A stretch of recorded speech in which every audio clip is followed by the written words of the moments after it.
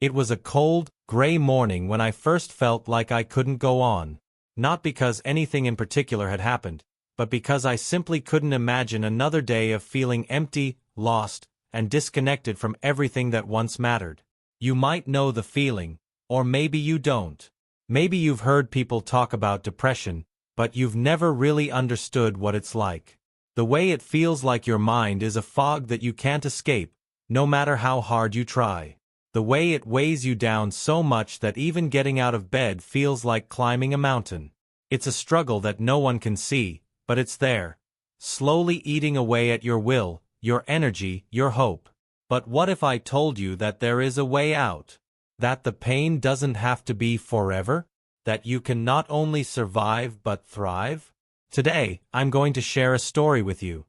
A personal journey, full of challenges, but also hope. A journey of battling through one of the darkest times in my life, and emerging stronger on the other side. It's a story that might resonate with you if you've ever felt like you're stuck in a pit, unable to find a way out. I want to take you through the moments of doubt, the days of feeling like I'd never break free, and how I learned that the key to overcoming depression wasn't just about thinking positive or forcing myself to be happy. It was about something deeper, something that changed the way I saw life, my struggles, and ultimately myself. It all started a few years ago. I was at a point in my life where nothing seemed to matter anymore. I didn't want to talk to anyone, I didn't care about my future, and I didn't see the point of anything. It felt like I was on autopilot, just going through the motions of life without really living. My friends had noticed the change, how I'd stopped answering calls, how I'd stopped laughing at things that used to make me smile. But I just couldn't bring myself to care. The pressure of pretending to be okay was exhausting, and eventually, I gave up even trying. I just wanted to be left alone. But then, something happened that changed everything. I remember it clearly. It was one of those nights when I couldn't sleep, when my mind kept racing with thoughts I couldn't silence. I sat by the window, staring out into the night, wondering if anyone could ever understand what I was going through. And that's when I got an idea. What if I could tell my story? What if, instead of hiding, I could share what I was feeling with someone? Maybe, just maybe, that would help. But the more I thought about it, the more I realized that wasn't enough. Telling my story wouldn't make the depression go away. It wouldn't make the pain stop. So, I asked myself, what would help? The answer, I soon realized, was something I had overlooked for a long time: language. I had spent years trying to escape my feelings, thinking that if I didn't talk about them, they would eventually disappear. But I had been so focused on running away from my emotions that I never stopped to actually express them.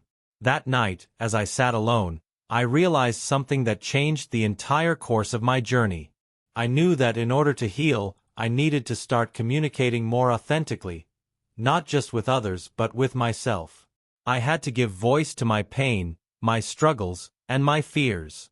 And in doing so, I would begin to open the door to healing. The more I thought about this, the clearer it became. Learning to express myself in a deeper, more meaningful way wasn't just about overcoming depression. It was also about unlocking a part of myself that I didn't even know existed. A part of me that was stronger than I had ever realized. But here's the twist. This isn't just a story about depression.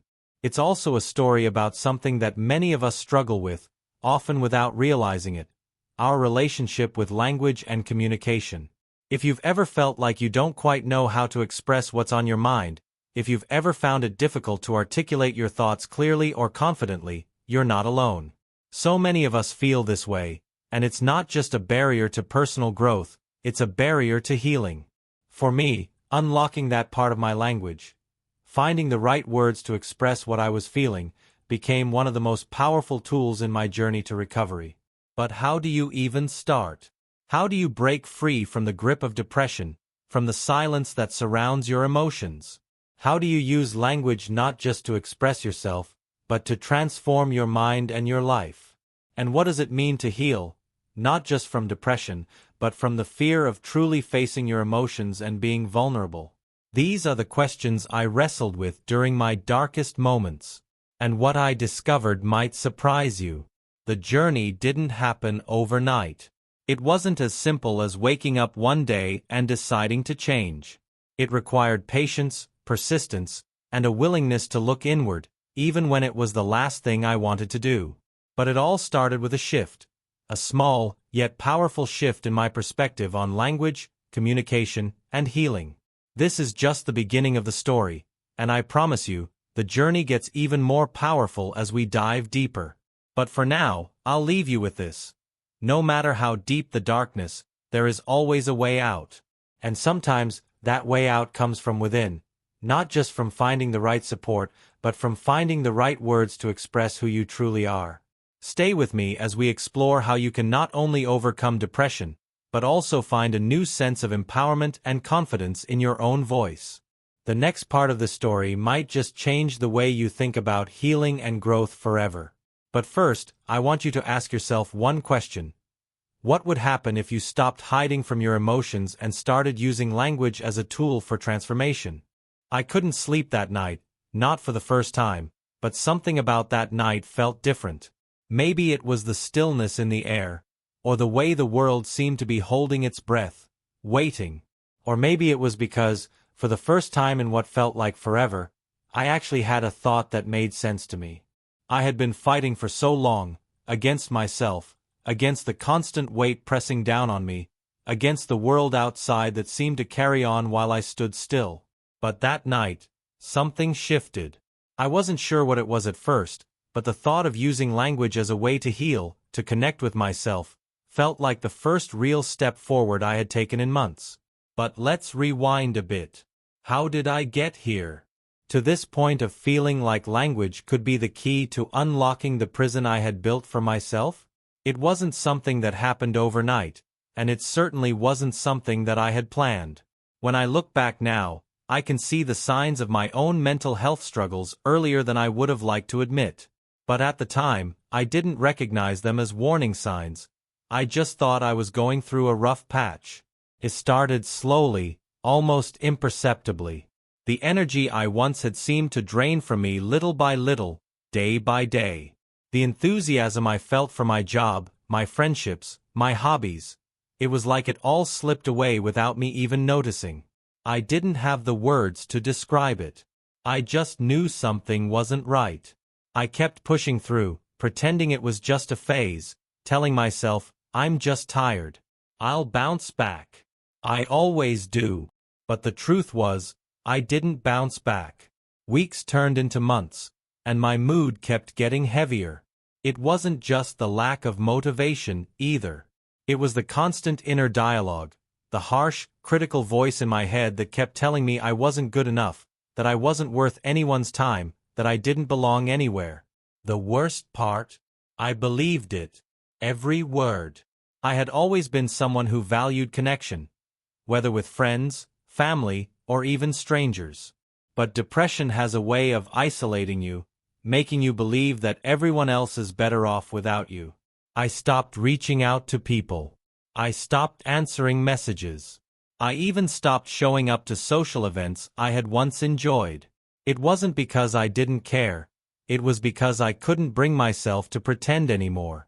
My energy felt drained, my emotions felt numb, and my mind was a constant whirlpool of negativity. I remember sitting in my room one night, just staring at the wall, wondering if anyone would notice if I disappeared. I wasn't thinking of harming myself, but the thought of just vanishing for a while felt like the only relief I could find. What could I even say? What words could I use to tell people what was going on in my head? How could I explain something that felt so impossible to understand, even to myself? That's when I began to realize that the real struggle wasn't just with the depression. It was with my inability to communicate what I was feeling. Every time I tried to talk about it, I felt like I was drowning in a sea of words that didn't quite fit. I would say things like, I'm just tired, or I'm okay, when, in reality, I wasn't even sure what okay meant anymore. I had no way of describing the weight on my chest, the hollow emptiness in my stomach, or the overwhelming feeling of being lost in a world that didn't seem to care. The more I thought about it, the more it became clear that the disconnection I felt wasn't just from others, it was from myself. I couldn't even begin to understand what was going on inside of me. And how could I expect anyone else to? As the weeks went by, I continued to withdraw further into myself. I started spending more time on my own, staring at screens for hours, trying to distract myself from the chaos in my mind. I didn't have the energy to even think about anything deeper. And yet, in those moments of stillness, there was a voice, almost like a whisper, telling me that I needed to do something. That I needed to face what I was going through, not just hide from it. It was around that time that I came across a video online. It was one of those motivational videos that pop up in your feed when you least expect it. Normally, I'd scroll right past it, but something in the title caught my attention. It was about overcoming struggles, about finding strength in the face of adversity, and most importantly, about learning to express yourself when you feel like you have no words. At first, I didn't think much of it, but after watching for a few minutes, something clicked inside me. This person, whoever they were, was talking about something I had never considered. That we can use language to reframe our struggles. That instead of hiding from our feelings, we can face them head-on by giving them voice. In that moment, it was as if a tiny spark of hope ignited inside me. Maybe this was what I needed. Maybe, just maybe, words could help me understand what I was going through. But I didn't know where to start. I felt paralyzed by the thought of having to explain all of it to someone else. I wasn't ready to share this darkness with anyone yet. It felt too raw, too vulnerable. But still, I decided to take the first step, writing. I took out my journal and just started writing whatever came to mind. It wasn't perfect. It wasn't polished. But in those first few pages, I allowed myself to pour out the mess that had built up inside me. The anger, the sadness, the confusion, the shame. At first, it felt awkward. It felt like I was trying to speak a foreign language, one that I didn't quite understand. But the more I wrote, the easier it became to put my emotions into words. And slowly, I began to understand my own mind better. I could see patterns, triggers, and feelings I hadn't even realized were there. It was like opening a door I had kept locked for far too long. But there was a catch. The more I uncovered, the more questions I had. If I could express myself through writing, why didn't I feel any better yet? Why did I still feel the pull of depression, dragging me back into the darkness? And if words could be a tool for healing, why did it still feel like there was something I was missing? Something just out of reach? There was something deeper going on that I couldn't quite put my finger on, and the more I tried to uncover it, the more elusive it became. The more I struggled with finding the right words, the more I realized that this wasn't going to be as simple as I thought. This wasn't just about writing down my feelings, it was about understanding them. And that, I feared, might be even harder. I was starting to realize that this journey wouldn't be a quick fix. There were layers, and some of them were buried deep. But as uncertain as I was about what the next step would be, one thing had become clear. The power of language, of expressing myself, was going to play a crucial role in this process. Whether or not I was ready to face it, I couldn't ignore the fact that the more I wrote, the more I understood. It was the beginning of something, but what that something was, I still didn't know. And just when I thought I had made some progress, something happened that threw me right back into doubt. Something that would make me question everything I thought I knew about myself. But that, my friends, is a story for another time. As the days passed, the weight of my thoughts didn't lighten. Instead, it felt like I had opened a door that was too heavy for me to close. Each time I tried to write, to pour out more of what I was feeling, new layers of confusion and frustration seemed to rise to the surface. It was as if every word I wrote only uncovered something darker, something I wasn't ready to confront. I was starting to feel like I was drowning in a sea of emotions, and yet, every time I tried to pull myself to the surface, something would drag me back under. The journal became both my refuge and my prison. There were nights when I would write for hours, not even knowing where I was going with it. The words didn't come in neat sentences or structured thoughts. They came in bursts, fragmented and raw, like pieces of a puzzle that didn't quite fit together. In the beginning, there had been some relief, a sense that I was at least making progress. But the more I wrote, the more I found myself stuck in a loop of self-doubt and self-blame. Was I doing this right? Was this really helping me, or was it just another way of pretending to move forward? I had started out thinking that finding the right words would be the key to unlocking my depression. But now, I wasn't so sure. The words weren't enough. I could describe my pain, my confusion, but it didn't take it away. It didn't make me feel better. It only made the darkness more real. Every time I thought I understood one part of myself, I would discover another layer that felt even heavier. And it wasn't just the internal struggle. I began to notice how it was affecting everything around me. I started to pull away from people even more. Not just because I didn't know how to talk about my emotions, but because I didn't think anyone would understand. I wasn't just battling myself. I was battling the silence. The silence from the people who seemed to have no idea what was going on inside me. The silence from friends who had stopped asking if I was okay. I didn't blame them. I had pushed them away for so long. But that didn't make it hurt any less. There were moments, though, when I would catch myself in the middle of a conversation and think, I could tell them. I could just say it. But the words never came. I couldn't find the courage to admit how far gone I felt. What would they think of me? What would they say? Would they pity me? Would they even believe me? All those questions swirled in my head. And in the end, I stayed silent. The silence felt safer, even if it was suffocating. At work, the tension was starting to build, too. I had always been a driven person, someone who took pride in doing things well. But lately, even the simplest tasks felt like mountains. My concentration was shot. I couldn't focus on anything.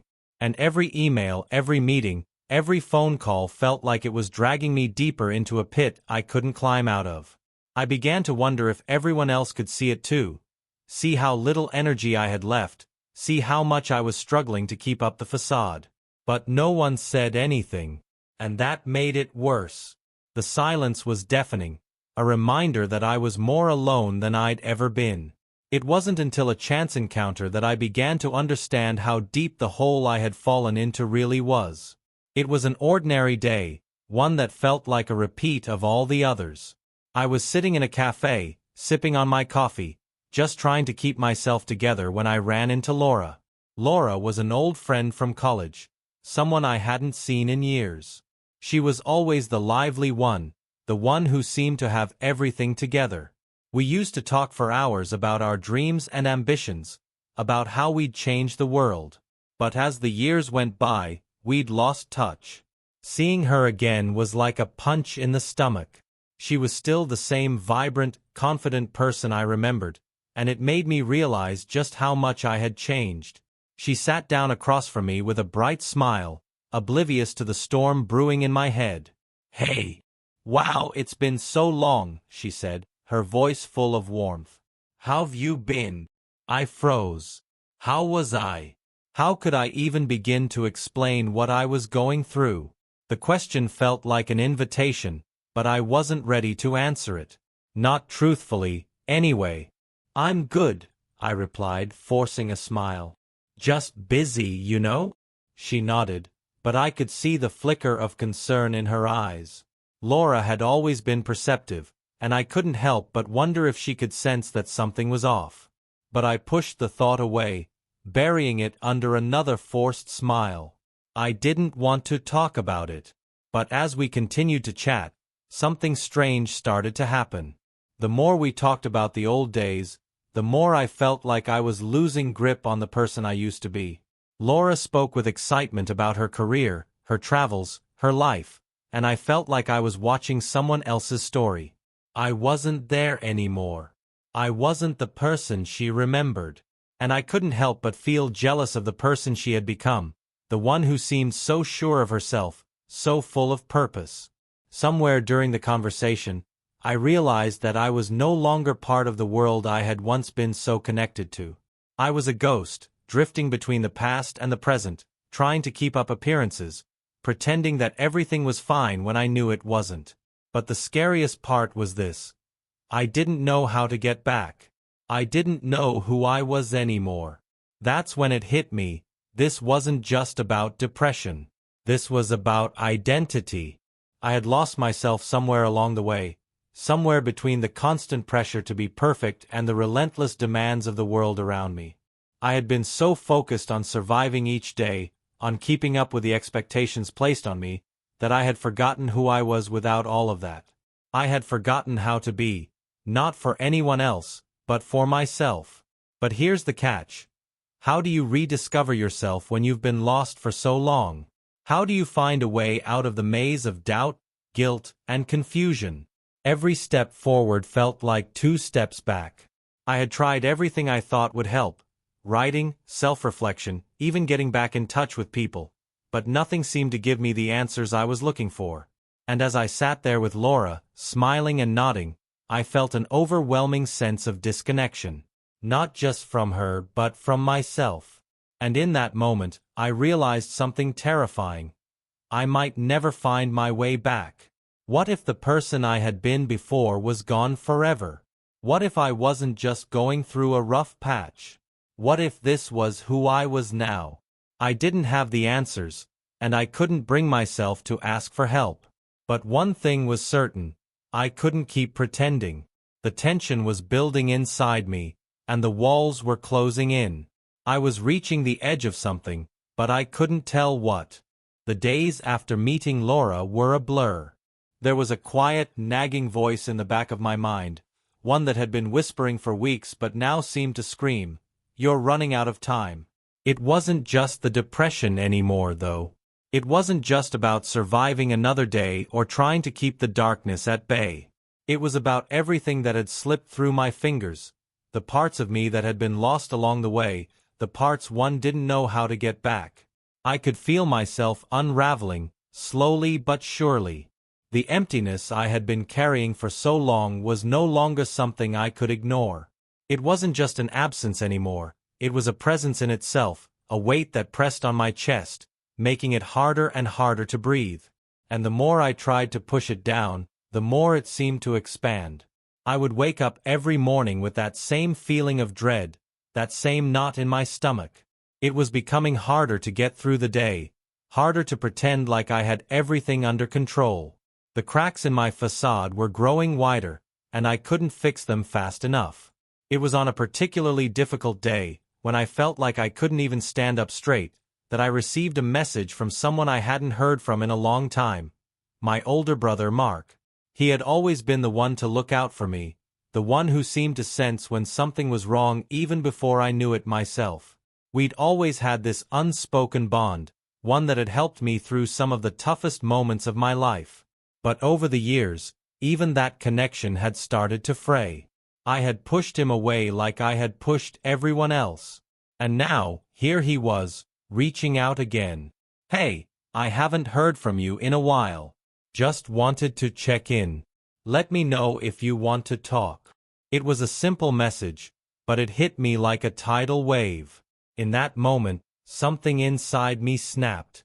I had been so used to being alone, so used to pretending like I didn't need anyone, that seeing his name on my phone made me realize how much I had been lying to myself. But the truth was more complicated than that. The truth was, I didn't know how to talk to him. I didn't know how to explain what had happened to me, what I had become. How could I tell him I didn't even recognize myself anymore? How could I say I was drowning and had no idea how to swim? I stared at the message for what felt like an eternity. Every word in my head seemed to get tangled up, every possible response felt inadequate. I wanted to reach out, to finally let someone in, but the fear was suffocating. Fear that I would disappoint him. Fear that I would be too much. Fear that I would be too broken for anyone to fix. So, I did what I always did. I pretended. I ignored the message. I pushed it to the back of my mind, telling myself I would reply when I was ready. But deep down, I knew I wasn't ready. I wasn't even sure if I ever would be. The following days were even harder. The pressure was building in every corner of my life. At work, my performance was slipping further. I had always been the reliable one, the one who people could count on. But now, I was barely keeping my head above water. The emails piled up, the meetings dragged on, and every task felt like an insurmountable challenge. I started to feel like a failure, and the fear of being exposed, of being found out, only made things worse. The more I tried to keep up appearances, the more I fell behind. But it wasn't just work. It was everything. I couldn't even walk into a room without feeling like I was being swallowed whole. Every conversation with a friend felt like an interrogation, like they could somehow see through the cracks in my armor. The longer I went without saying anything, the more I felt like I was losing the ability to. The silence inside me was growing louder, and the fear that I was becoming invisible was almost unbearable. And then came the night when everything finally tipped over the edge. It was late. The kind of night where the world outside felt distant and unreachable, like everything was fading away, just out of reach. I sat in my room, staring at my phone, going back and forth over whether or not I should respond to Mark's message. But then, the floodgates opened. I don't even remember exactly what triggered it. Maybe it was the overwhelming silence, or maybe it was the feeling of everything collapsing on itself, but I snapped. I pulled up my messages, my fingers trembling, and I began typing furiously, the words spilling out faster than I could control. I'm not okay. I don't know how to fix this. I feel like I'm losing myself and I don't know how to stop it.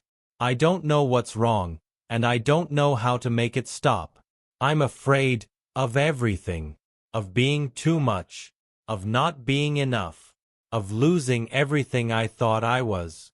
The words felt like they were tearing through me as I typed them. Each one was a confession, a raw admission of the things I had been keeping buried for so long. I had always prided myself on being strong, on being the one who could handle anything. But now, I was nothing more than a broken mess, and I couldn't hide it anymore. For the first time in a long time, I let myself feel everything that had been building inside me, everything I had been too afraid to acknowledge. I stared at the message for what felt like an eternity, my finger hovering over the send button. My heart raced, and my breath was shallow. What if Mark didn't understand? What if he thought I was weak? What if this made everything worse? The fear was paralyzing, but in the end, something inside me snapped. I pressed send. Immediately, my phone lit up. A reply. But not just any reply, a phone call. It was Mark. My hands shook as I answered, the lump in my throat growing with every second. "Hey," he said softly, his voice steady but filled with concern. "I got your message. I'm here. I'm right here. Talk to me. What's going on?" And in that moment, I realized something terrifying. I had taken the first step toward admitting how broken I felt. But I had no idea how to put the pieces of myself back together. I had opened the door, but I wasn't ready for what was on the other side. I could hear Mark's voice, steady and calm on the other end of the line, but it felt like a distant echo. My heart was pounding so hard it drowned out everything else, every word he spoke. It wasn't the sound of his voice that I was afraid of, it was the weight of what I had just done, what I had just admitted. I had reached out, yes, but now that I didn't know what to do with it. I had let the dam break, but what if the flood was more than I could handle? "I don't know how to fix this, Mark," I heard myself say, the words spilling out before I could stop them. "I don't know who I am anymore. I don't even know what's wrong, but it's like I'm just disappearing. Every day, I feel less like myself." There was a pause on the other end of the line. A long, almost uncomfortable silence. And then, Mark spoke, quieter now, more hesitant. "I don't know what to say," he began, and I felt a pang of panic shoot through me. "But I think you need to hear something. I leaned forward, gripping my phone so tightly my fingers began to ache. What do I need to hear? I asked, my voice cracking. Tell me, please. I'm so lost right now. I've been trying to reach you for weeks, he said, his tone thick with something I couldn't place, concern, but also something else. A kind of quiet urgency. There's something you need to know. Something I should have told you a long time ago. I blinked, my mind racing. What could he possibly mean? What was he talking about? For a second, I wondered if he knew something I didn't. Something about what was happening to me, something about why I felt like I was losing myself. But the next words he said made my stomach drop. I wasn't sure how to tell you this, he stammered. But I think you might be suffering from more than just depression. You might be dealing with something else. I froze. The words felt like a punch in the gut. Something else? What could be worse than what I was already feeling? My breath caught in my throat, and I had to fight the urge to hang up. I wanted to ask him what he meant, but the dread in his voice told me that whatever it was something I wasn't ready to hear. Mark, what are you talking about? I whispered, barely able to form the words. What else could there be? I've been through everything, I've tried everything. I'm already broken. There's a diagnosis, Mark said, his voice trembling. I don't know how to explain it, but we've been dealing with this in the family for a while. You know how Mom, she's had her battles with her mental health. But there's something. I've seen some of the signs in you. And I'm worried. I felt the ground beneath me shift, and for a moment, the world seemed to tilt. What did he mean? I didn't know how to respond. The words he had just said made it feel like everything I had been experiencing, the sadness, the numbness, the sense of losing myself, was somehow bigger, darker than I had thought. No, I said, shaking my head, even though I knew he couldn't see me. No, this isn't like Mom. I'm not like her. I can't be. I just feel stuck. I know, Mark said, his voice softening. But listen to me. I think you need to see a doctor. A professional. This isn't just something you can fix on your own. We need to know what we're really dealing with. The weight of his words hung in the air, suffocating me. It wasn't just about feeling sad anymore. It wasn't just about depression. There was something else, something that I couldn't even begin to comprehend. Was it possible? Could my struggles be more than I had realized? Was there a deeper reason for everything I had been going through, something biological, something I had no control over? I felt my body go cold, the room around me growing smaller, darker. I had always believed that depression was something that could be fixed, something you could control with enough willpower, enough self-help books, enough motivational speeches. But what if it wasn't? What if it was bigger than me, bigger than any words I could write, bigger than any effort I could make? The thought terrified me more than anything else. I can't, I whispered, almost to myself. I can't face that. I don't even know how to face myself, let alone a diagnosis. Mark's voice softened again, the concern rising in his tone. I know it's hard, but this isn't something you should ignore. I can help you through it. We can figure this out together. But his words, while comforting, only made me feel more lost. I wasn't sure I wanted to hear whatever it was he was offering, because deep down, I was terrified of what it might mean. What if this was just who I was now? What if this wasn't something I could fix? The idea of being trapped inside myself, of having to live with whatever this was, filled me with an overwhelming sense of dread.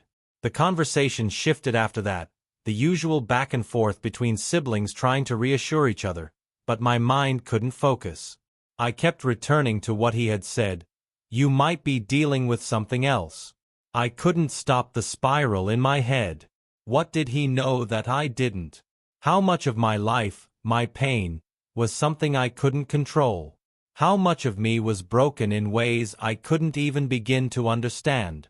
That night, I lay in bed staring at the ceiling, feeling more lost than I had in months. The words echoed in my mind, a diagnosis. Something bigger than depression. I was paralyzed by the fear of the unknown, the possibility that the story I had been telling myself, this story about fighting, about trying, about believing I could fix it all, might not be true at all. But it wasn't just the fear of the unknown that kept me up that night. It was something else, something darker. The realization that the closer I got to understanding what was happening inside me, the further I was from the person I once was.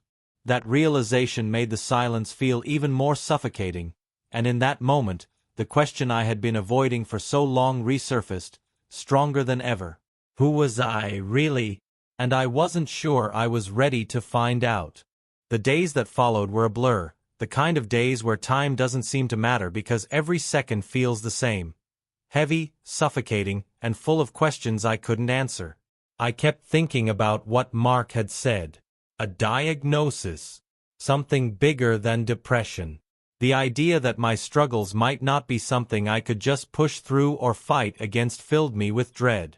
But as the days wore on, I realized that avoiding the truth wasn't helping. In fact, it was only making things worse.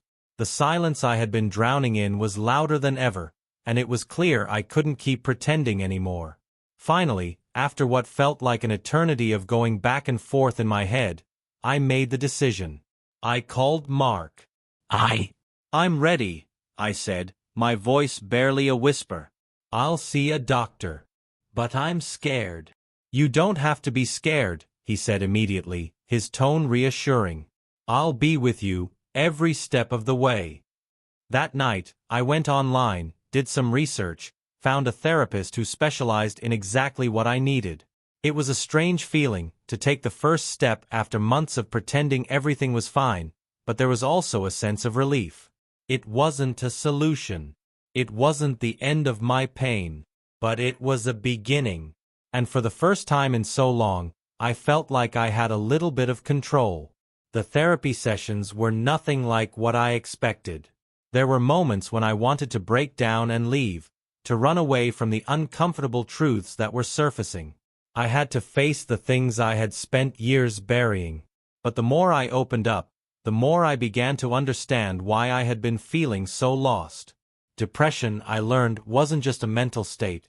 It was a complex web of emotions, thoughts, and sometimes deeper biological factors. It wasn't something I could just wish away, and for the first time, I wasn't alone in trying to understand it. But just when I thought I was beginning to make progress, when the fog started to lift ever so slightly, the unexpected happened. It was a Thursday evening, and I had just finished another therapy session. I felt drained but hopeful, like I had taken another step forward. I had been talking with my therapist about my childhood, about the expectations I had always felt, the constant need to be perfect, and how that pressure had shaped me. When I got home, I was mentally exhausted, but I felt like I was starting to see things more clearly. The shadows of the past were finally being acknowledged, and with that acknowledgement came a small but powerful sense of freedom. I was just about to sit down to a quiet dinner when my phone rang. It was an unknown number, but I answered anyway. "Hello," I said, uncertain of who might be calling. A voice, familiar but distant, spoke on the other end. "Hey, it's Laura." My heart skipped a beat. Laura. The same Laura I had met months ago in that cafe. The one I had tried so hard to avoid ever since. Why was she calling me now? I hadn't spoken to her since our brief encounter, and I hadn't exactly left the conversation on a high note. "Laura? Is everything okay?" I asked, trying to keep the surprise out of my voice. I don't know how to say this," she began hesitantly, as if she was struggling with the right words. "But I need to talk to you about something. Something I've been thinking about a lot." My mind raced, my stomach tightening. Was she about to tell me something I didn't want to hear? Had she known all along? I suddenly felt exposed, like I had been carrying around secrets that weren't mine to keep. I don't know how to say this without sounding crazy, she continued, but I've been going through something similar to what you've been talking about. I've been dealing with it quietly, but I've been struggling with depression too. And it's been eating me alive. I froze. My world seemed to tilt again, but this time, in the opposite direction. I had always seen Laura as the person who had everything figured out, the one who seemed invincible in her confidence. The idea that she had been dealing with her own battles in silence, just like me, was a complete shock. She went on, voice trembling. I didn't know how to tell you, but when we met that day, something clicked. I saw so much of myself in you. I know I'm not the best at this, but I wanted to let you know you're not alone. I've been there. I am still there. But I'm fighting, and I know you can too. There was a strange stillness in the room. The air felt thick, heavy with the weight of the words that had just been shared. I didn't know how to respond at first. Part of me wanted to pull away, to retreat into the safety of my solitude. But another part of me felt this sudden, deep connection. Laura, someone who I had once envied for having it all together, was just as lost as I was. We had been running parallel to each other for so long, each of us in our own private battle, unaware of the other's pain. I didn't know, Laura, I finally whispered. I didn't know how to reach out either. I thought I was the only one. You're not, she said softly. And neither am I. The phone call ended quietly, but it stayed with me long after. For the first time, I felt like I wasn't just surviving, like I wasn't alone in this fight. And as strange as it was, knowing that Laura had been struggling too somehow gave me the strength to keep going. But just when I thought things were finally beginning to make sense, the final twist hit.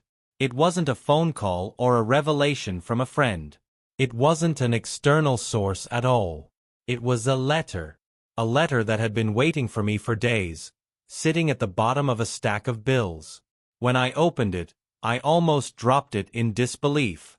It was from the therapist I had seen earlier in the week, the one I had started to open up to. In bold, underlined words, the letter said, "Please be aware, your recent sessions have raised significant concerns. We believe there may be a more serious, underlying condition that needs to be addressed. It's important that we discuss this further in person. We need to take immediate action." My heart stopped. What could this mean? I had already faced so much uncertainty, so much confusion, and now this. Another step into the unknown. I stared at the letter, the words swimming before my eyes. I wasn't sure if I was ready for this. But I knew one thing for certain. There was no going back. The twists, the turns, the surprises. This journey had only just begun. And even though I didn't have all the answers yet, I was finally starting to see something I hadn't before. I was not defined by my struggles. And I would find a way to reclaim myself, no matter what. I sat there, the letter still in my hands, heart racing. Every part of me wanted to crumble, to question everything I thought I understood. But as I read those words again, there was a strange sense of clarity. The therapist's note didn't feel like an obstacle. It felt like a sign, a call to face what I had been running from for so long. It wasn't the easy way out. But it was a path forward. The days that followed weren't easy. I found myself back in that therapist's office, sitting across from her again, as if I were looking at an entirely new person. She had seen something in me that I hadn't seen myself. She had noticed the things I had tried so hard to ignore. And now, with the weight of her diagnosis hanging in the air, I felt both exposed and relieved. "I know this isn't easy," she said gently, after we had talked for a while about the symptoms, the fears, and the unknowns. "But understanding what you're dealing with is the first step. You're not broken. You're not lost. But we do need to explore deeper. This may not be just depression. It could be something more complex, something that requires a different approach." It was like hearing a new truth. For the first time in so long, I realized that all the feelings of disconnection and numbness, the pressure that had been building up for years, weren't something I had to face alone. I didn't have to label myself as broken. I was simply struggling with something that was out of my control, something that could be managed, not erased. The fear of being too much or not enough began to melt away, replaced by a small flicker of hope. Maybe I wasn't meant to handle this alone. I started going to therapy regularly. Some days, it felt like progress was moving at a snail's pace. I still had bad days, days when the weight of everything seemed unbearable. But now, I had the tools to deal with it. I had learned to acknowledge the darkness without letting it define me. The fear of the unknown no longer held me hostage. And when I did feel that old familiar pull to retreat into silence, I had learned to reach out, whether to Mark, Laura, or even to myself. I was learning to trust that it was okay not to be okay. Laura and I kept in touch, and the bond we had formed during that strange, unexpected phone call grew stronger. She, too, had been through her own battles, her own sessions of therapy and self-discovery. We checked in with each other often, sharing the victories and setbacks alike. There was something empowering in knowing that, though our struggles were personal, we didn't have to go through them alone. And in the moments when we both felt like we were losing our way, we could remind each other that this wasn't the end of the story. It was simply a chapter. Mark, too, continued to be a pillar of support. He had always been there for me, but now, the dynamic between us felt different. More real. More honest. He didn't have all the answers, but he listened, and that was enough. The way he had reached out to me so many months ago, when I was at my lowest, had been a wake-up call. The power of just one person caring, just one person knowing and offering their support, was something I could never take for granted again. Over time, I started to feel like myself again. Not the version of myself I had been before, but a more authentic, more aware version. The past, the trauma, the brokenness, it didn't define me, but it was part of who I had become. And I realized that part of healing wasn't about erasing the past, but about integrating it into who I was moving forward. The lessons learned, the growth, the acceptance, it was all a part of the journey. There were still moments when I felt like I was standing on the edge of everything, but I learned how to ground myself.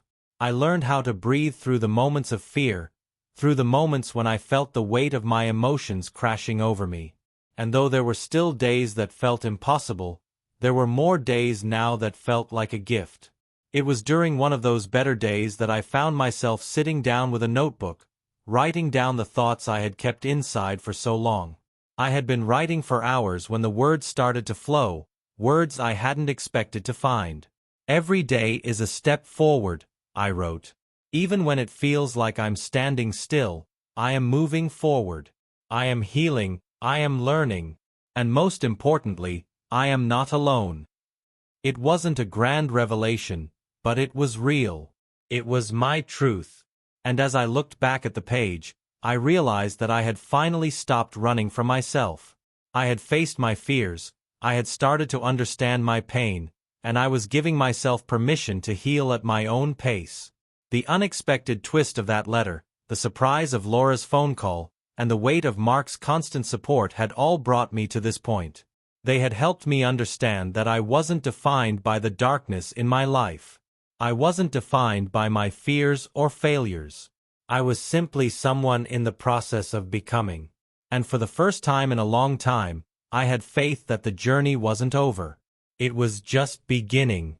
There would be more hard days, no doubt. The road ahead wouldn't be easy. But now, I had the tools to walk through it. I had learned that facing our struggles isn't about eliminating them entirely. It's about understanding them, finding peace with them, and not letting them dictate who we are.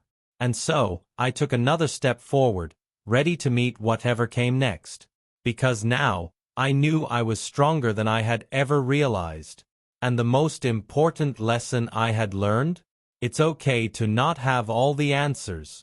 Sometimes, it's enough just to keep moving forward, one step at a time.